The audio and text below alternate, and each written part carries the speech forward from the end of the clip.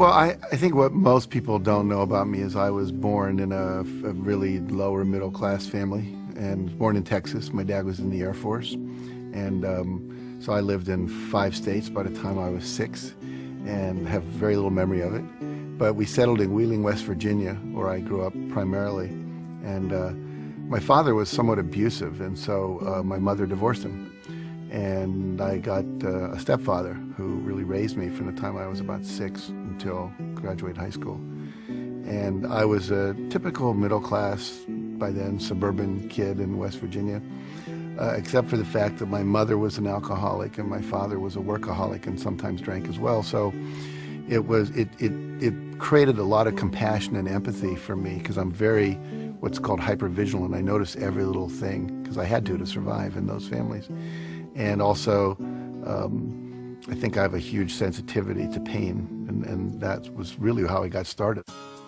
The Chicken Soup for the Soul books, which really catapulted my career, those came about when one of my students, some lecture I was giving, said, "You know that story about the puppy you just told?" And I said, "Yeah."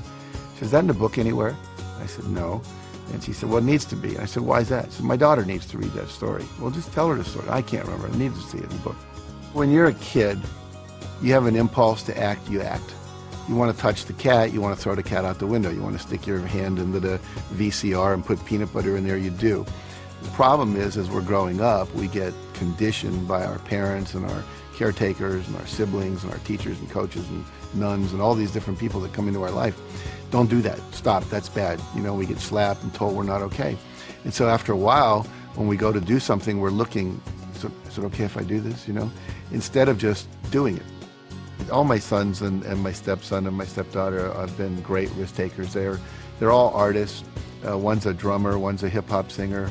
One is he's in high school, but he's in a school play. He just had to lead the school play. He sings, and then my daughter's a singer, and my other son is very athletic. He's a surfer. He snowboards as well, and he's always inventing games and trying out new things. Always on the edge, you know.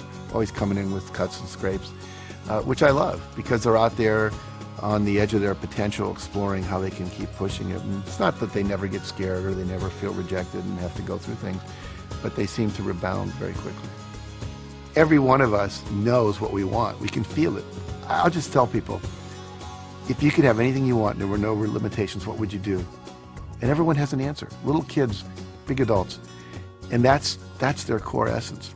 And if we all just fully do that which we're passionate about and understand the principles for how to bring that into being, then I believe the world will work perfectly. And that's why I do what I do.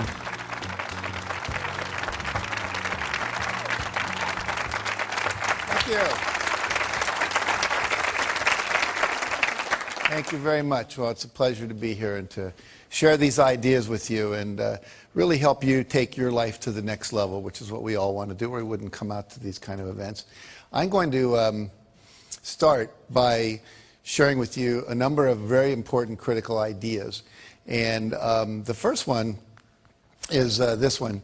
There's a friend of mine, his name is Orrin Hudson, and he was the Alabama State chess champion. And he grew up in the ghettos of Birmingham and became a chess champion. Then he was the #1 Cadillac dealer and became a professional speaker. And I was talking to him, we were having lunch together down in New Orleans, and it was at a professional speakers convention, and we were talking about my new book, The Success Principles. It was about to come out, and he said, "You know, to me, success is like knowing the combination to a lock." He said, if you know the combination to a lock, it doesn't matter if you're male or female, white or black, Hispanic or Asian, you're 55 or you're 16, your IQ is 150 or your IQ is 93. If you know the combination, the lock has to open. And the problem is, most of us are going through life and we don't know the combination. We maybe have 3 of the 4 numbers we need, but we don't have them all. And so the idea is that what I'm about, what I've spent 30 years of my life doing, was researching what is the combination to the lock. Interviewing people at the top of their careers, whether they were athletes, politicians, people in business, etc., and saying, what is this combination? What is the system?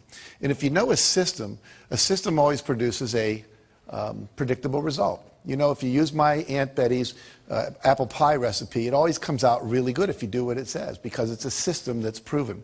And so I want to share with you the basics of a system that works. No matter what you're starting out at, wherever you are, it will work for you. And you may remember oilman J. Paul Getty. He was at one time the richest guy in the United States. And he said there are 3 secrets to success. It's very simple. He said, you have to get up early, you have to work hard, and he said, find oil. It's that simple, okay? Now, obviously, it's not that simple. If it were, we'd all just go do that.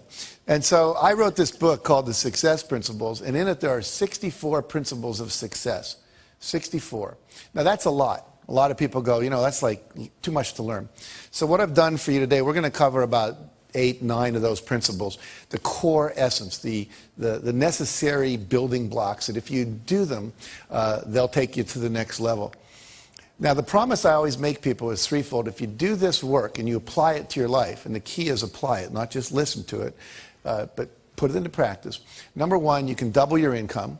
And number 2, you can double your time off. And you can create more balance in between your work life and your family life and have a lot more fun. And you can do that in 3 years or less. Now, how many people here, if you could double your income and double your time off in 3 years or less, would be interested in learning how to do that? Okay. Good response. We're talking to the right crowd. So basically, how do we do that? And I first of all want to tell you that it is possible, because a lot of times people go, well, how do I know I can really trust you? Well, I've done it in my own life, and I've taught hundreds of thousands of people to do this around the world. Just a couple of quick little stories here. We work with a company called Remax of Indiana. It's a real estate company. And we taught them these principles. And in the first year, 65% of the people doubled their income. By the end of the second year, over 85% of the people had doubled their income. And the company had doubled its total revenues. And went on, many people tripled and quadrupled their income in 2 years or less, okay? In my own life, here's one of my students, Scott Schilling. He said, I took your training and I learned these principles. And literally, he said, I made 22% of my 365-day salary in just 2 days after working with you. Now think about that. That's a fifth of his yearly income in 2 years. I mean, 2 days, rather. Look at my own life. I have a Guinness Book of World Records. I had 7 books appearing on the New York Times bestseller list on the same day. Stephen King was the only guy that had 6 before that. And he had done that book, The Green Mile, and it came out in 6 chapters. No one's ever done that since. Here's a check written to me for $1,130,328.35. It's the first check our publisher had ever written for $1 million. He actually put a smiley face in his signature, if you can look real. He was so happy to have to write that kind of check. And that represented 3 months of book royalties for the first Chicken Soup for the Soul books. And that year, Mark and I both made $6 million. My co-author and I split a $12 million royalty on that.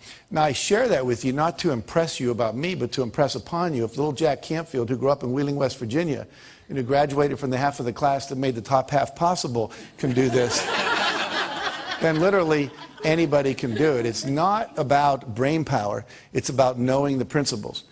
Gravity always works. If I drop this, it always falls. It's never floated. Never had that happen in my life. And so if you know the principles, you can use them. Like we can make water flow downhill. All the drainage systems in your house take advantage of that. Gravity works. So what are the principles, again, that work for us? Now, Jim Rohn says you can't hire other people to do your push-ups for you. I love that quote. I can't hire, what's your name? Rob. I can't hire Robin to go to the gym and work out for me and have my muscles get more toned. I can't hire you to meditate for me and I'm going to get a higher consciousness. I can't hire you to do my planning for me at night so my day is more organized the next day. All the things I'm going to teach you are things that you have to do. There are things that no one else can do for you. There are things. You can delegate certain things in your life, but not your health care, not your meditation, not your exercise, not these principles and strategies that we're going to be learning here today. So the first principle, building on that, says you must take 100% responsibility for your life and your results. And what that means is you have to give up all blaming, all complaining, all excuse making, all looking out at the world and saying, well, if the world were different, then I would be better off. Right now, we're all upset about the Chinese and the Indians are using more oil, which is sending the oil prices up, and we wish that wasn't happening. Some of you may love the president we have, some of you may not. We go through all these things where we say, if it wasn't for that, if it wasn't for the war, if it wasn't for him, if it wasn't for her, if it wasn't for the economy, then my life would be working perfectly. But there's a little formula I learned that's very, very powerful, and it really is the basis of everything I teach. It says E plus R equals O. And what that stands for are the events in your life. You have a response to them, and that creates outcomes. And everything in your life that you experience, whether you love it or you complain about it, is an outcome of how you've responded to earlier events. For example, if I put $200 in front of you and you go out and party with it, a month later your net worth hasn't increased. But if I put that $200 in front of you, that's the event, your response is you invested, and then a year later maybe it went up to $250. So now your net worth went up. Same event, different responses. What's your name? Valerie. Let's say I say to Valerie, of all the people I've ever met, Valerie, you have to be the biggest idiot I've ever met in my life. Now, how many people think that would raise her self-esteem? No hands go. How many people think that make her self-esteem go down a little bit? Yeah. See, everyone that just raised your hand was not listening to the lecture called E plus R equals O. It's not what Jack says to Valerie. It's what Valerie says to Valerie when Jack stops talking. She might have said, oh my God, the man's only known me a few minutes. How'd he figure it out so fast? Right? Her self-esteem would go down. Or she might say, Canfield's only known me for a few minutes. He can't really know what I'm like. I'm sitting in the front row. People that sit in the front row are really willing to participate. I've got a good ego structure. You see me smiling at my jokes. Beside him, one of the more attractive women in the room probably can't keep his eyes off me anyway. Now, if he said that, which way would her self-esteem go? It would go up, see? So if she says that. So basically, it's not what people say to you. It's not what they do to you. The world's just out there worlding. It's not personal. And if you want a different outcome, because E plus R equals O is like 2 plus 2 equals 4, and if you're not happy with 4, you've got to change your response. The word responsibility means you have the ability to change your response to something other than what you're currently doing. And if you would do that, you would get a different outcome. Does that make sense? Yeah. So basically, we are responsible to change our behavior until we get the outcomes we want. And that's kind of an experiment. You never know if something's going to work or not. Maybe you're distant from your spouse and you try a new communication technique you learn in a workshop and it works. You go, oh, great. Or maybe you try and it doesn't work. Well, there's just about 500 more you could try. You know, you could read Men Are From Mars, Women Are From Venus, Children Are From Hell, one of those books. And just kidding. But, you know, there's so much out there, so many good techniques. And unfortunately, most people don't experiment with trying on new ones. Life should be approached as a huge experiment. And you just keep experimenting until you get it right, okay? All right, we talked about that, so we'll go to this. E plus R equals O again. I want to give you a business example. A friend of mine during the first Gulf War was a Lexus dealer, and people stopped coming in to buy Lexuses. They were all watching CNN and CNBC and watching the war on TV. And plus, we were having a minor recession, so people were holding on to their discretionary income. So what happens was, he said to his staff, E plus R equals O. There's a war. People are watching TV. Our responses, we've been doing the same thing. Ads on the radio, ads in the newspaper, waiting for people to come in. Well, they're not coming in. We better do something different. We're not going to go out of business, but we're going to take a huge economic hit if we don't. So they tried 4 things, one of which worked. I'll tell you what that was. They said, if the people aren't coming to us, let's take cars to where they are. Okay? So they would go out with 5 or 6 Lexuses, and they'd go to a party. What's your name, sir? Tom. They go up and say, Tom, what do you do for a living? I'm an investment banker. You're an investment banker. How's the investment banking business doing these days? Great. Doing great. What's he eventually going to ask me? What do I do? And I'm going to say I'm a Lexus dealer. And then I would say, have you ever driven a Lexus? Yes. Yes. Did you like it? Loved it. Loved it. You know, we have a new LS400 outside, never been ridden by anyone. It's got the new Nakamichi sound system, quadraphonic sound. It's got the tilt-back mirrors. It's got the new seats that have the air that comes out that can keep you warm or keep you hot, depending on what you need. Would you like to take a little spin with me, see what it's like? Great. So we go and we take a little spin in the Lexus. Now, you come back in. Let me ask you a question. How many of you have ever test driven a new luxury car and then got back in your old car? You know that feeling? You were really satisfied until then. Well, they ended up selling over 60% of the people they did that with a new car within 2 weeks. Because they didn't wait. They tried something different.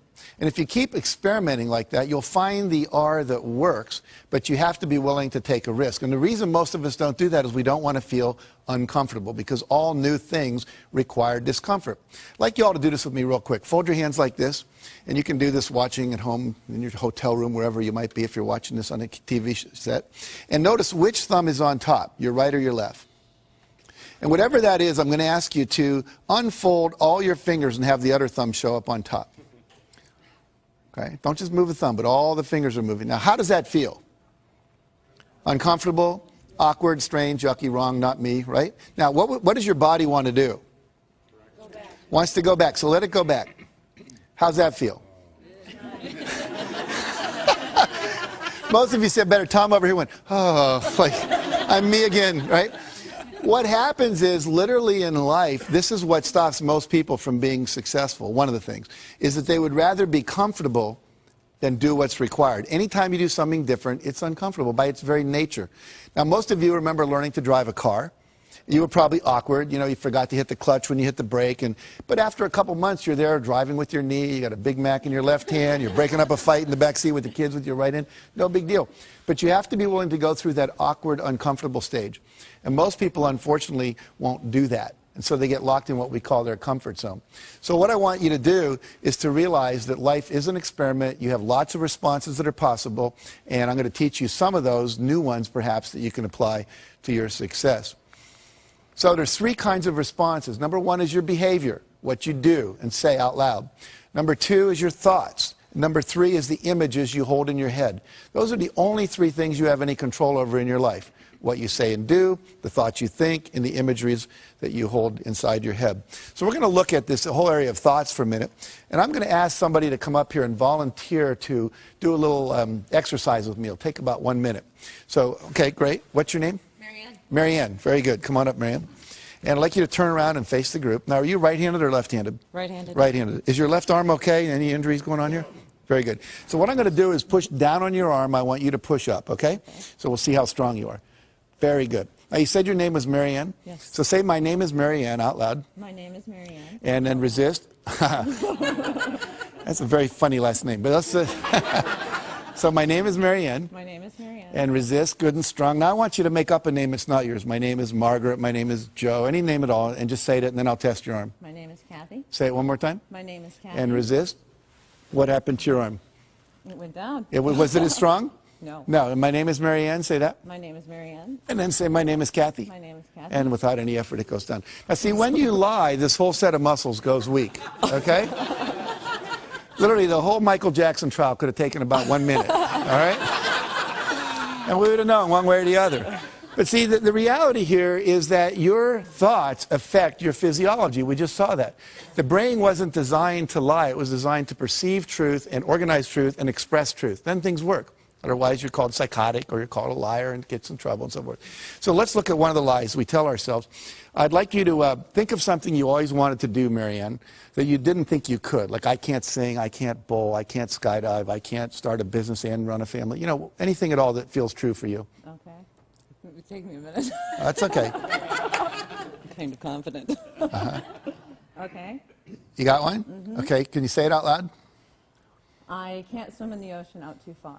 I can't swim in the ocean out too far. So say it again. I can't swim in the ocean out too far. And notice what happens to your arm.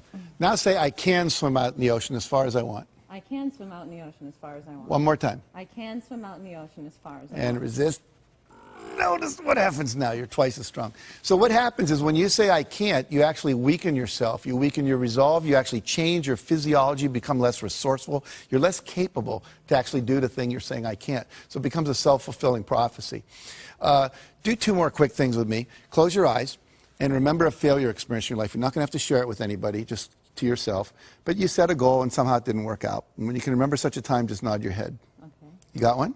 Okay, so I want you to visualize what you saw at the moment you knew it wasn't going to work. There's the pink slip, person slamming the door, whatever it is. And when you have that image, just imagine, just nod your head.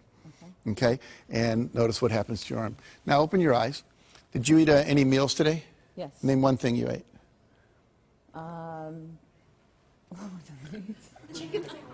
Chicken sandwich. Chicken sandwich, okay, good. You brought your agent with you? Okay. A friend. Yes. All right. So now close your eyes and remember a time when you had a success experience. You set a goal and you achieved it and you were really proud of yourself. Can you remember such a time? Mm-hmm. And vision what you saw then. Make a real clear picture in your head of what you saw when you knew it was a success. Okay. And resist. No, it's really good and strong.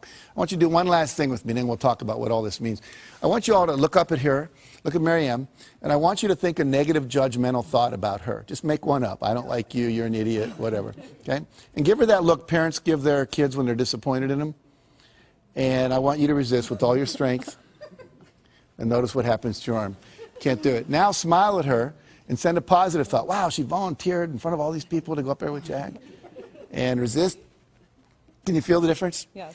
So what happens here is when you say I can't, when you lie, when you focus on your failures instead of your successes, and when you surround yourself with people who are judgmental rather than encouraging and empowering, it actually has a physical effect on you. So that's how powerful thoughts are. We see that our thoughts affect us and other people's thoughts affect us. So we have to be very careful where we place ourselves and who we hang out with and who we surround ourselves with. Give Marianne a hand for coming up here. Thank you very much. Okay. So partly here, we've just done this thing. This is called a kinesiology demonstration. Kinesiology is a fancy term for muscle testing, all right? And one of the principles here is you have to eliminate the phrase I can't from your vocabulary. I can't, I wish I were able to, I'll try. Those are all ways of saying I'm not capable. And they're very insidious, and it's part of our culture. I actually teach people to wear a rubber band, and if they say something negative about themselves, they just snap themselves when they're aware of it. Not like to really hurt yourself, but just to raise your awareness. In my company, if anyone says I can't or we're not able to, we can't get that done by Friday, you know, they'd say something like, well, we'd need 8 people to do that. Well, great, call the temporary agency. It can be done by Friday. And if they'd say something negative, it cost them $1. We'd find them. We'd put it in a jar, and at the end of the month, we'd give it to charity. Well, we stopped doing that after a couple of years because no one was doing it anymore, because the culture shifted because of that focus. Henry Ford said, whether you think you can or think you can't, either way, you're right. Why is that? Because if you think you can, you will try. And if you try, you're probably going to pull it off. And if you think you can't, you won't. And if you don't try, then you're not going to get it done at all. Make sense? Okay. Maddie Christensen was a kid I interviewed for our book. Imagine this picture. He has no leg from the knee down on this leg, no leg from the knee down here. 2 prosthetic devices that he's got. His right arm is just a normal prosthetic device, and his left arm from the elbow down is a prosthetic device with a lacrosse stick appended to the end. He is the pitcher on his Little League baseball team, and he could use that to catch the ball. His team, with him as the pitcher, went to the New York State Finals in Little League. He wrestles, he plays basketball. How many of you, if you'd been born with no arms past the elbow and no legs past the knees, would have thought that baseball was your career? But Maddie went for it. I can tell you story after story. I met a kid named Kyle Maynard last year. He wrote a book called No Excuses. We were over in Ireland together. He has no legs past the knees. He was the #2 wrestler in the state of Georgia his senior year in high school, and now wrestles for the Georgia State University Wrestling Club. Wrote a book on Oprah. He can type 150 words a minute with the stubs of his arms. He can eat with a spoon. I mean, he's the most amazing guy. And we say that, and then when I hear that and I look at these people, I think, what's my excuse? What story am I telling me that I can't do something when these people can do that? And I tell you that hopefully to inspire you to realize you can do anything.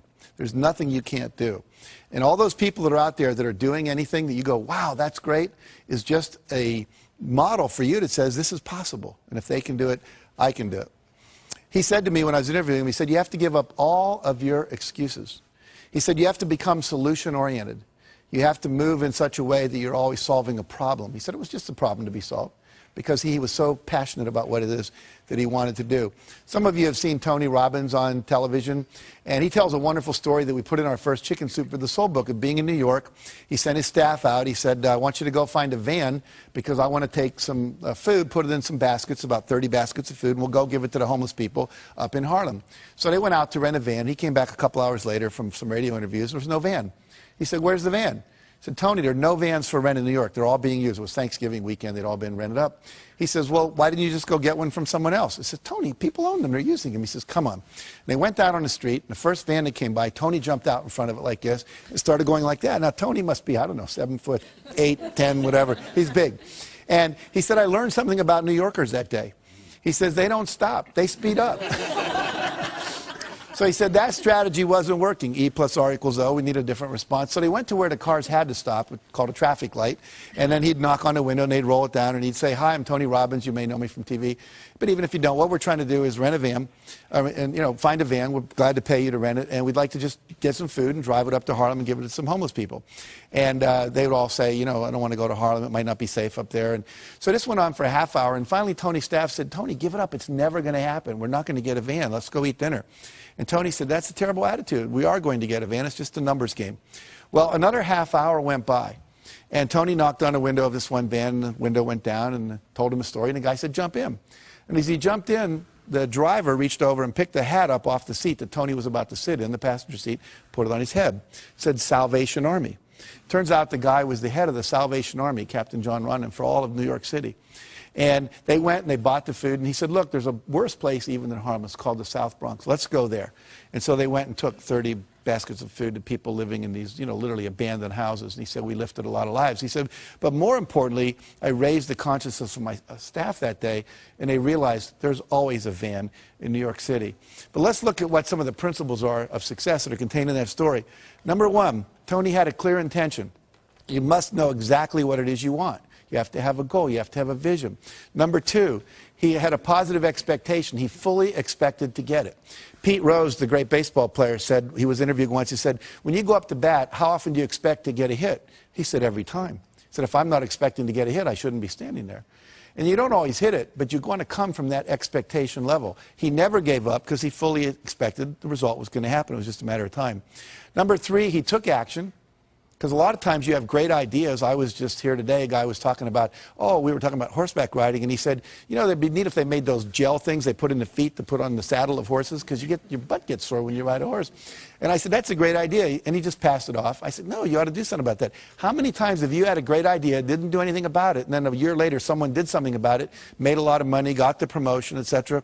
So when you have the idea, the inspiration to act, it's time. Act. And you don't have to know it perfectly. You can drive from here to California, wherever you might be, assuming you're not in Hawaii, by going west. And what happens is that you don't have to see the whole route. You only need to see 200 yards ahead of you. At night, you can drive just with your headlights, and the headlights keep moving with you. And your goal in life is to get in the game. You don't have to see the whole blueprint. You just have to see the next steps, the next steps, the next steps. And if you keep taking the next steps, eventually you get to where you want to go. Does that make sense? And then he persevered. He never gave up. Some people give up too soon. We were rejected by 144 publishers when we did Chicken Soup for the Soul. Most people don't know that. What if we'd have stopped after 100? Said, well, this isn't going to happen. I wouldn't be standing here talking to you today.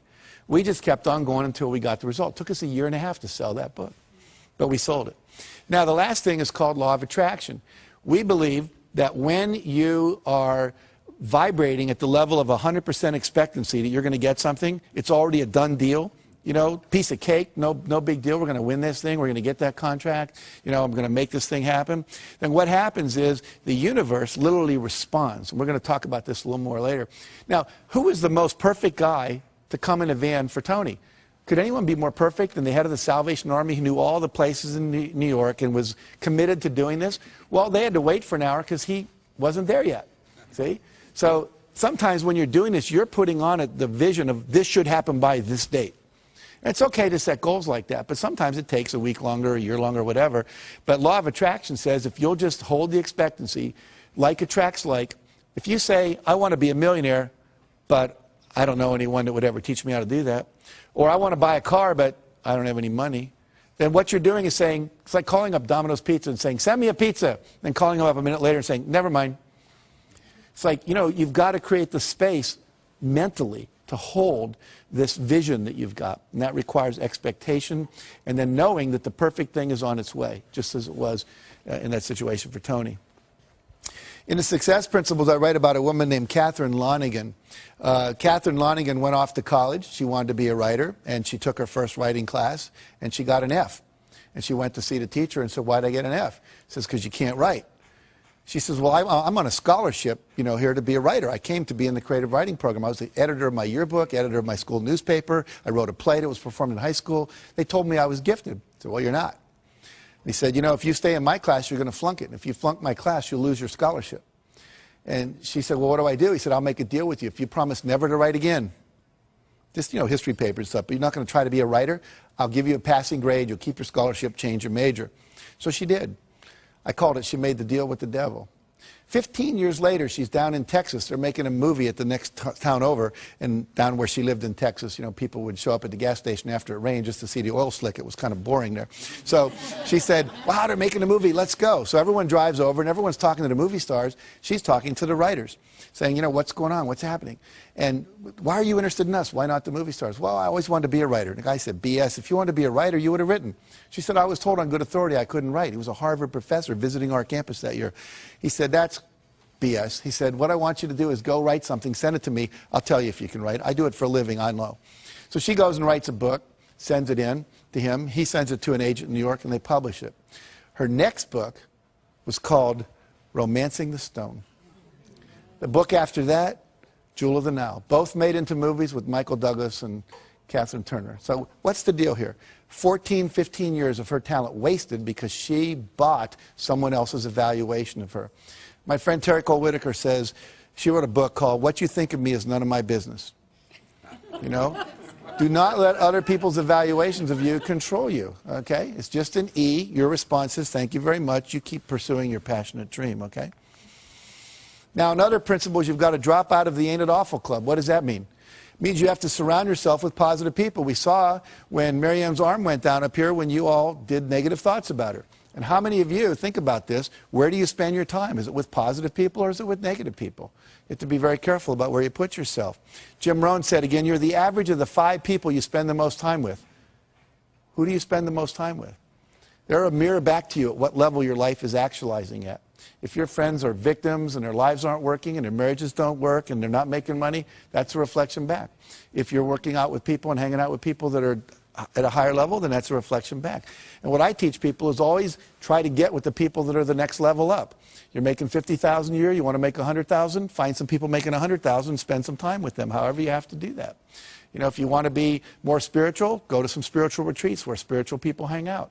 Get in their space, learn what they do, how they think, etc. We had a story in the second helping of Chicken Soup for the Soul. Carl Coleman's driving to work when his car collides with another woman's car, and they get out, and she's crying, and he's like relieved. This is a minor fender bender. Why are you crying? She said, you don't understand. This is a brand new car, 3 days from the showroom. How am I going to explain this to my husband? He said, well, I'm really sorry about that, but we need to get your registration, your driver's license, your insurance record so we can, you know, exchange that data so we can file our accident reports. So she goes into the glove compartment of her car, opens up the manila envelope and everything's in. And on top of that, there's a message written in handwriting by her husband. And it said, in case of accident, remember, honey, it's you I love, not the car. See, the women all go, oh. The men are thinking, yeah, right, I don't know about that.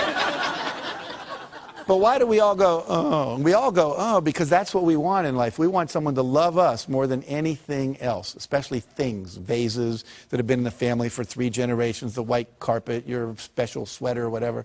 And when we know that we're loved unconditionally, then you feel safe. And when you feel safe, you get creative. And when you get creative, you come up with ideas that can quantum leap your success. So that's why it's so important. Number 2, success principle, that's really the core principle here, is decide what you want. You can't get from here to there unless you know where here is and there is, right? If you have a GPS system in your car, all you have to do is type in the address. It knows where you are from the satellites in the sky, and it plots a course. Your brain works the same way. The problem is, according to the research, less than 10% of Americans have written measurable goals for the year. In some cases, I've been in the companies where less than 3% of the people did. Less than 10% of high school students are ever taught how to set a measurable goal. This is a failure in our education system. You know anyone that got divorced because they didn't know the 7 exports of Brazil or the 5 causes of the Civil War? No, but they didn't know the communication skills. They didn't know how to set goals for their relationship. So many things we're not learning in our education that we now need to learn in these kind of courses. General Wesley Clark, who I interviewed, said, it doesn't take any more effort to dream a big dream than it takes to dream a small dream. So if you're going to decide what you want, go for what you want, not what you think is possible. Most people hone down their dream because they can't see how they can do it. And I'm saying to you, dream as big as you want. In fact, big dreams are exciting. Big dreams attract big people. If Martin Luther King said, I'm going over to the supermarket in Mississippi, I don't think a whole lot of people would have gone down there with him. But when he said, I want to end racism in America, that was a big dream and it inspired a lot of people to want to play at great personal sacrifice to themselves because it was big enough and worth doing. Walt Disney said, if you can dream it, you can do it. Which means that you're never given a dream that comes out of your own desire place that isn't something you have the capacity to fulfill. You may have to learn some new skills. You may have to partner up with some people. You may need to learn some, how to access some new resources along the way. But all of that is possible if you'll simply dream the big dream. Because the dream doesn't come unless the capacity to achieve it comes with it. Does that make sense? Okay, so trust your dreams. Now, there's 7 dream categories or vision categories that you need to focus on to create a balanced and fulfilling life. Success means having all of this stuff. And I want to walk you through these. Number 1 is financial. What are your goals for your money? How much money do you want to make? how much net worth do you want to achieve, how much money do you want to have when you retire. If you own a business, you have cash flow goals, you have money in reserve goals, you have profit goals, etc. And so we need to have goals clearly set in that arena. Number 2, business and career. What's my ideal vision for my business or my career or my job? You know, I was a high school teacher, and at a certain point I realized I wanted to teach teachers because I just thought I could impact more people. Then I became a teacher trainer. I trained people how to train teachers. And now I'm teaching, you know, on television around the world. So it kept growing. The goal changed, but it was always like, you know, what is it that I want to be doing with my life in relation to my business and career? Number 3, fun time and recreation goals. One year our fun time goals, my wife and I, was learn salsa dancing. This past 2 years I've been learning to play the piano. My goal is to play Jesu, Joy of Man's Desiring, as well as Bach could have played it when he wrote it. I'm not there yet, but I'm working on it. And so, you know, one year was to go to the Eiffel Tower. We took our kids and we walked up as far as they let you walk, which is about 2/3 of the way up there. Number 4, health and fitness goals.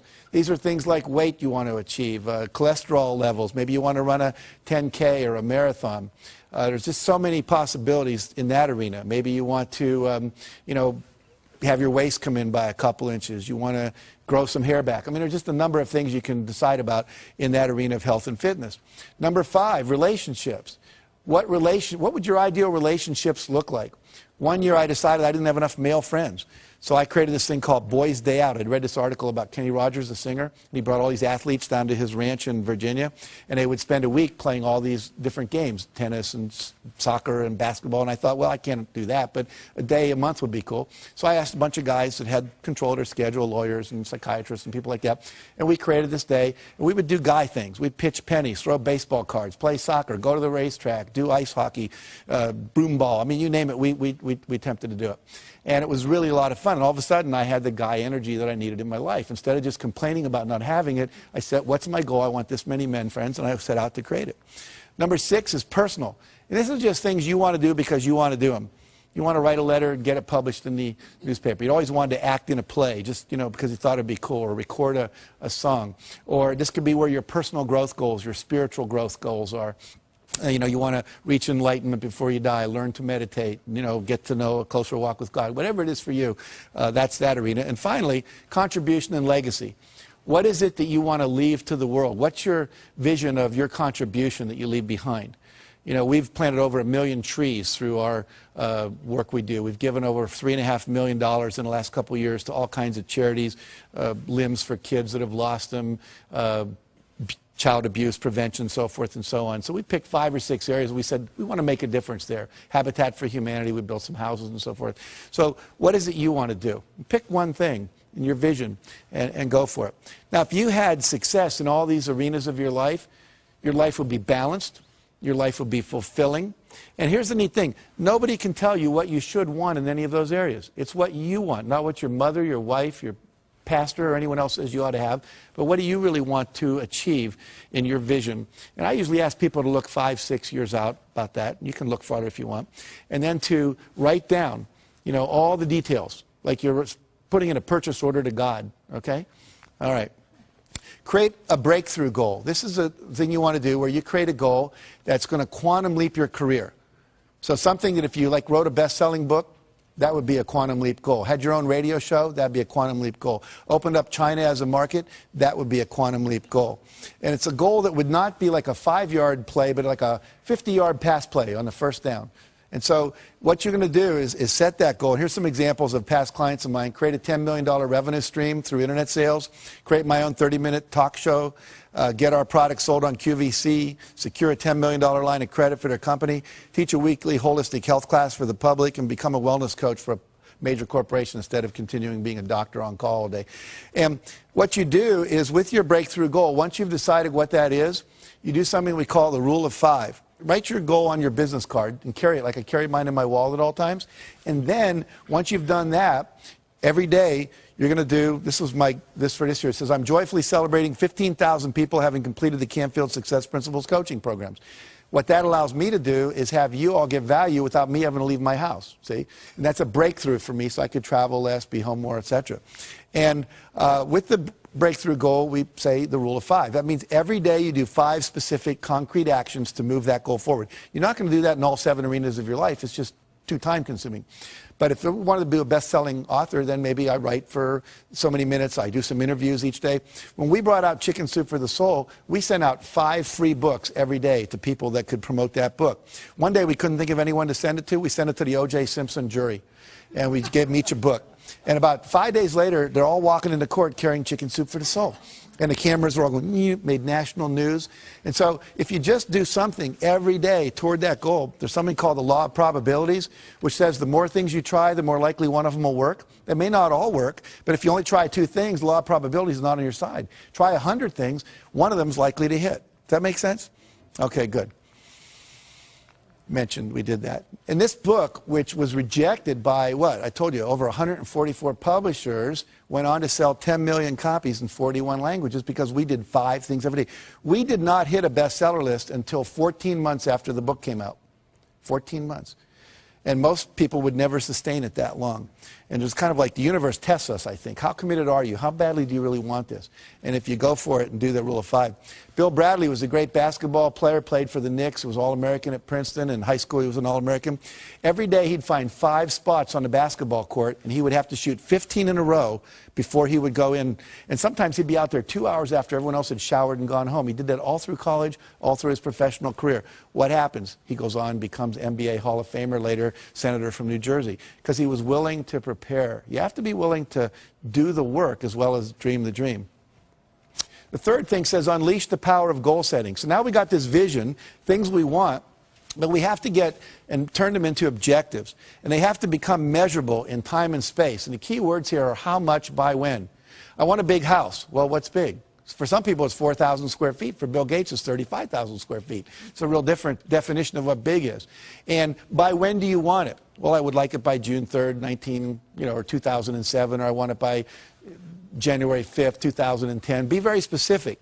Now, we said it may not show up exactly then, but the more specific you are, your brain will figure out what has to happen to get it to happen in that time frame. So here a person says, I'd like to increase my income. They're better off if they say, I will earn $200,000 by 5 p.m. December 31st.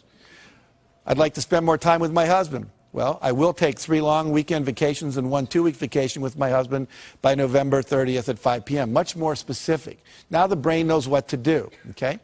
I'd like to spend more time with my wife. I'll take ballroom dancing lessons with my wife for 12 weeks from September 21st to December 21st. As soon as we get specific, there's a part of your brain that starts calculating what to do. If you call a travel agent and say, want to go on a trip, what's the first thing they ask you? Where do you want to go and when do you want to go there? And until you tell them that, you're stuck. And your brain works the exact same way, that little GPS system. I'm going to lose weight and get fit. Needs to be, I'll weigh 190 pounds or 140 pounds by a certain date. Make sense? Again, less than 10% of Americans do this. And guess what? 10% of Americans own 90% of America. And guess what? They're the same people because they're clear about what they wanted, clear intention. All right. Next area is images. We now know that your body cannot tell the difference between a real event and an imagined event. Okay? If I were to have you close your eyes and imagine you were standing in the middle of a very small terrace on top of the tallest skyscraper in the world, you'd start to have queasy stomach and your hands would sweat because your body would really think it was there, even though you were safe in this room. Now, we can use that principle to our advantage to create success by using this power of visualization. And here's an example. One basketball team at Ohio State University, they took and they said, we want 1/3 of you, they all had equal foul shooting records, to not touch a basketball for 30 days.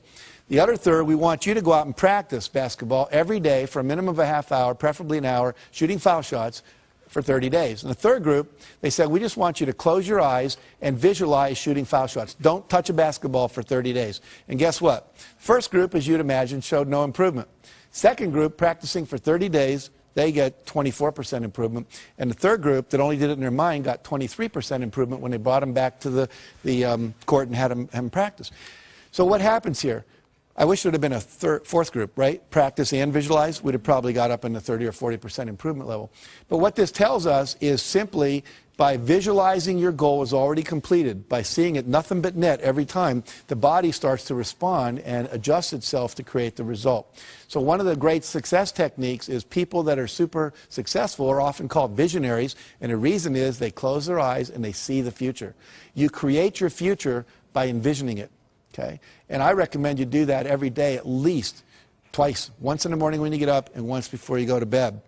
They did a study at NASA where they took astronauts and they had them wear concave lens goggles, which meant you see the world upside down. Imagine trying to negotiate relationship with me and I'm hanging from the ceiling and my right's my left. It'd be pretty complicated.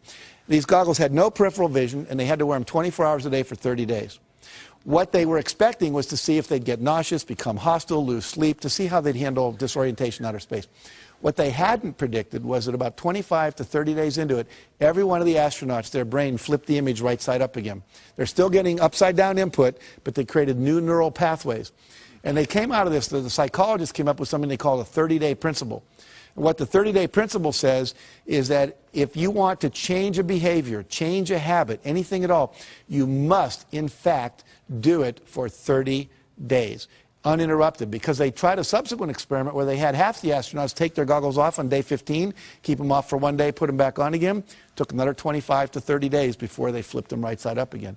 So we know that it's current, contiguous, everyday repetition. This is why most New Year's resolutions don't work. It's why most corporate change programs don't work. It's why most of our school programs don't work. There's not that 30-day uninterrupted. This is why basic training in the Marine Corps does work.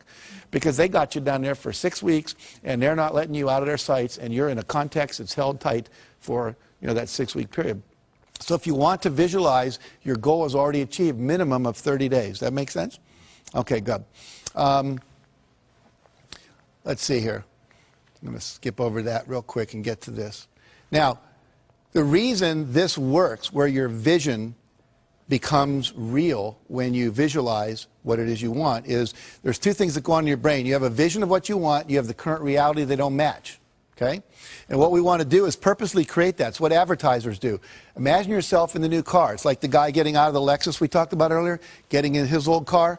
The vision of what's possible no longer matches the reality, and that creates a little dissonance or structural tension in the head, which we call motivation, which says, I want that. Until we had that, there was no motivation to do anything different.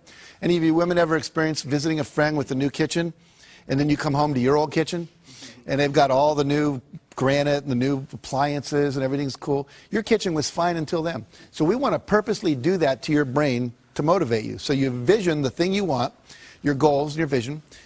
You hold that in your mind every day for about 10 minutes in the morning, 10 minutes at night. If you have 10 goals, you can cycle through them. I put mine on 3x5 cards, read them, and I close my eyes, see the vision as if it's already accomplished, see the car I want, the program happening in Singapore that we're doing, whatever. Then I go to the next one. I just keep cycling through the cards until I go through all of them. What happens then is you get a perceptual shift. You start to see things in your environment that were always there that can help you never saw before. You get expanded creativity. You start noticing that the things that you want, you wake up in the middle of the night, you're in a shower, you start going, oh, that's how we could do it, that's how we could do it, that's how we could do it, that's how we could do it. And unfortunately, most people aren't having those kind of breakthrough ideas because they're not holding the vision. The third thing that happens is you have increased motivation. You'll find yourself doing things just out of nowhere, boom, you get up and you do something, like volunteering. Sometimes people do. That's not like me, but you just do it because you've been holding this that creates it. Now, what happens is that then creates the action that you need to have for the result to occur. Now, I want to show you how this perception shift occurs because this is magical. There's a sentence up here, and we're all going to read this on the count of 3 out loud, if you would. 1, 2, 3. Finished files are the result of years of scientific study combined with the experience of many years. Very good. Now I'm going to put that back up, and we're going to time 10 seconds on my clock here. I want you to count the number of times the letter F appears. How many Fs are there in that sentence, okay? And when you do this, keep it to yourself. Don't say anything out loud, all right? So here we go.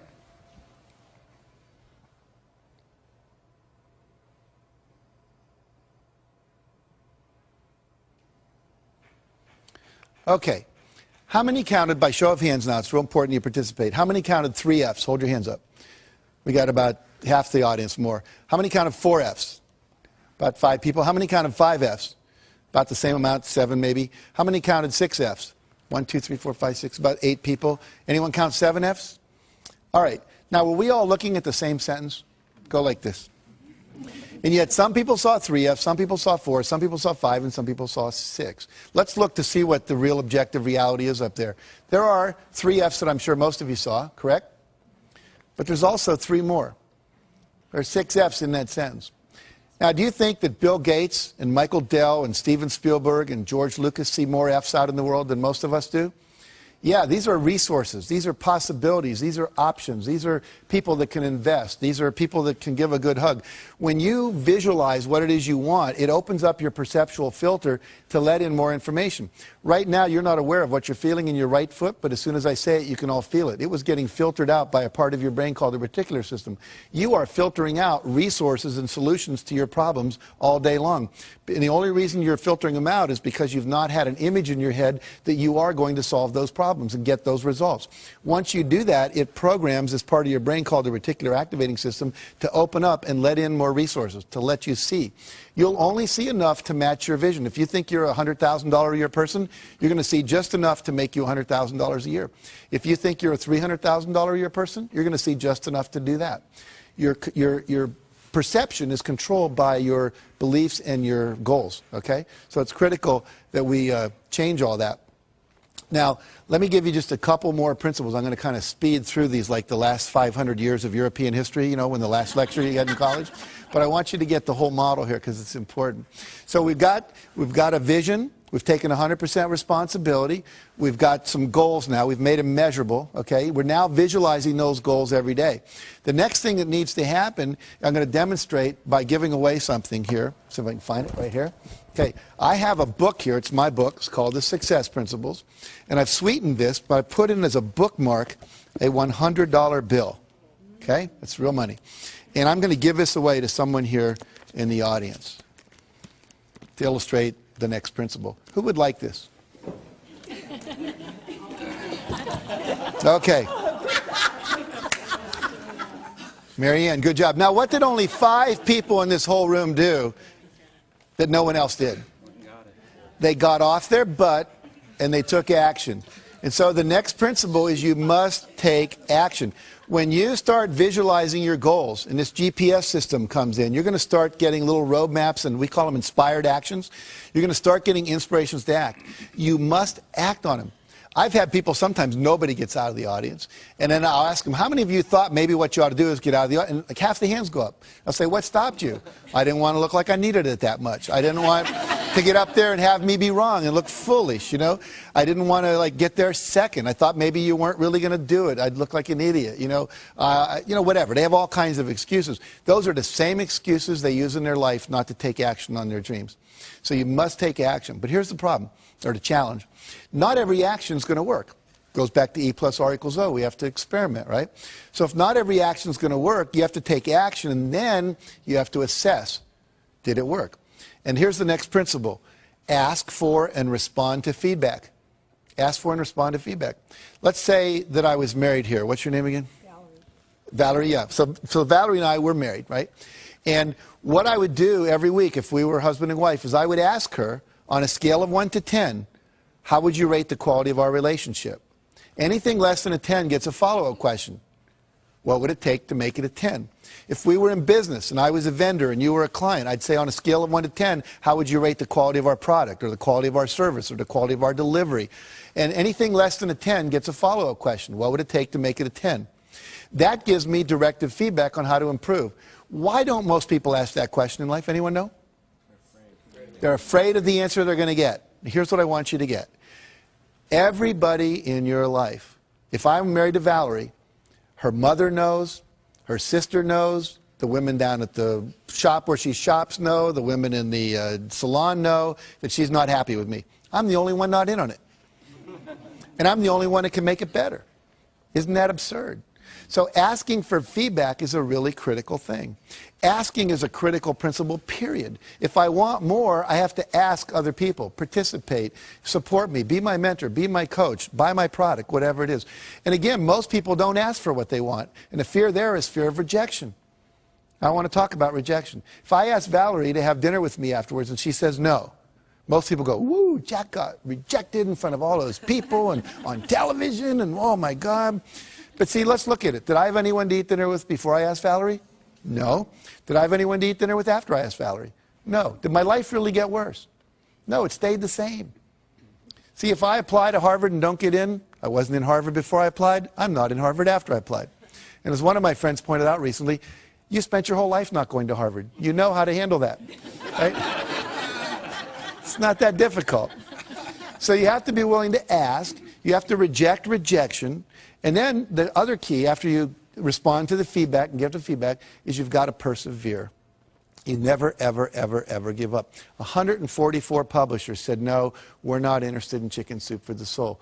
We didn't give up. I had a friend who wanted to be a chiropractor up near Pebble Beach, California, and he went to the Chiropractic Association and said, you know, would you help me open my office here? And they said, no, we really don't want any more chiropractors here. We're going to recommend you go somewhere else. We have one chiropractor for every 8 people. He said, well, I really want to be here. So he ignored them. Remember, what you think of me is none of my business. And he went out, and he literally knocked on doors for 6 months. Knocked on 12,500 doors, talked to 6,500 people, and asked 4 questions. You know, should I name my office this or this? Should I put it over in this side of town or that side of town? If I wanted people to come in before or after work, if they had a 9-to-5 job, would I be better open 7 to 9 or 5 to 7? And finally, he said, what newspaper should I advertise in? And lastly, he said, if I do an open house, would you like an invitation? 6 months later, he opened his office. His first month in practice, young kid, still in his 20s, out of chiropractic school, made $72,500 net profit. He netted over $1 million that year. Now, what did he do different than most people? He went out and he engaged people. He asked them, would you like to come? Would you get involved with me? I was giving his talk, and a guy came up to me and said, you know, I've been coming to this church where I was talking to. He said, for 15 years. And now you're telling me about this guy. You know, he came and he knocked on my house. And I talked to him. And I didn't need a chiropractor for 5 years. And then once I had an accident at church, at work, and he said, I still had his card on my bulletin board in the kitchen. And I went to him because you know him. See, we do business with people we know. Okay, so never, ever, ever give up. Ever, ever, ever. Now, other principle. We'll start to wrap this up here. It's never too late to start. Some of you are sitting here or you're viewing this and you're going, but I'm too old. I want to tell you 2 quick stories. Helen Klein. At the age of 55, her husband comes to her and says, I want to train to run a 10K race. That's about 6 miles. She said, are you crazy? We're in our 50s. He said, no, I want to do it. Why don't we just run around the backyard? Now, their backyard was about 3 times bigger than most of our backyards, but it wasn't a ranch or anything. They ran around, and they just dropped dead almost at the porch on the back. Like, and she said, I was so disgusted with myself, I decided the next day I would either walk or run around twice, the next day 3, the next time 4 times. She just kept adding 1 lap every day. Then she started doing it around the block, and she would add a lap every day. Well, in 6 months, she got to the point where she could run a 10-mile race, and she entered it. Now, I met her when she was 83. She was getting an award at the same place I was in California. And she had just finished running a 100-mile marathon. She's run several 24-mile marathons, 5 75-mile ultramarathons, including 1 all the way around Lake Tahoe. She started when she was 55. Cliff Young shows up, Australian, 61, sheep herder, to a race that goes from Sydney to Melbourne. It's about 800 kilometers. He's not wearing Nikes. He doesn't have on Pumas. He's not wearing the latest running gear. All these world-class athletes are there. He's wearing Oshkosh overalls over a T-shirt with a baseball cap, work boots, and galoshes. And they're all laughing at him, like, you crazy? Is this some kind of publicity? So he says, no. He says, what running experience do you have? He says, well, I chase the sheep around. We don't have a horse or anything, so when, Anyway, they take off, and they're going crazy, and they're running and running and running and running, running, and he just kind of starts shuffling off like this. That night, all the other runners went to sleep. You're supposed to run 18 hours and sleep 6. Well, no one told Cliff that you were supposed to sleep. So he didn't know. So because he didn't know, he didn't do it. He said, I've stayed up many nights chasing my sheep around and make sure they didn't get in trouble. So he's running, and he runs right by him. And because he runs right by him, no one tells him to stop because they're all asleep. He cut 5.5 hours off the world record for that race. Okay? So here's the deal. Doesn't matter how old you are. And the other thing important in that story is the less you know about how you should be and you just go for what you want. See, most of us, we have all these beliefs that are limiting us. Find the stories that inspire you and start believing that. Believe you can. Talk to yourself in a positive way. And if you do that, you can create miracles in your life. And I'll end with this story. One of my favorite stories, a minister gets a call from his parishioner. Her name is Aunt Hattie, they call her in the church, and he's Reverend Jim. And she says, I just went to the doctor, and they called me and said that I've got terminal cancer. And they said I got 6 months to live at the max. And I'd like you to come over and help plan my funeral with me. He said, well, he started to try to comfort her. He said, no, don't comfort me. I'm I'm very old and I've lived my life and achieved all my goals. I'm very happy. But I don't trust my kids to do the funeral right, so please come over and we'll plan it. So he goes over and they start planning the funeral. She said, I want this, I want to wear this dress. I want this psalm read, and I want this hymn sung, and I want this open casket. I want these kind of flowers. And I want this poem on a card, a memory card with my picture that people can take away. And then she said, I want to be buried, and I want to have my Bible in my left hand and a fork in my right hand. And the minister said, well, I understand the Bible in Hattie, but why the fork? She says, whenever we have those church socials and we're down in the basement and they come by and they say, if it's going to be a really good dessert, they always say, keep your fork. It's not going to be something like Jell-O or pudding. It's going to be apple pie or cherry cobbler or chocolate cake. And whenever they say, keep your fork, I know the best is still yet to come. So when people come by my coffin and they look in and they go, Reverend Jim, why the fork? I understand the Bible. She was very religious, but why the fork? You just look them right in the eye and say, Aunt Hattie knew the best was still yet to come. And so for all of you, if you'll put these principles into action and not think about them, but actually do them, and if you really want to go deeper, get the book or go to one of my seminars or whatever, you can go to my website and download things. It's just jackcanfield.com and take the forms there and use them. I promise you, for you, the best is still indeed yet to come. Thank you very much.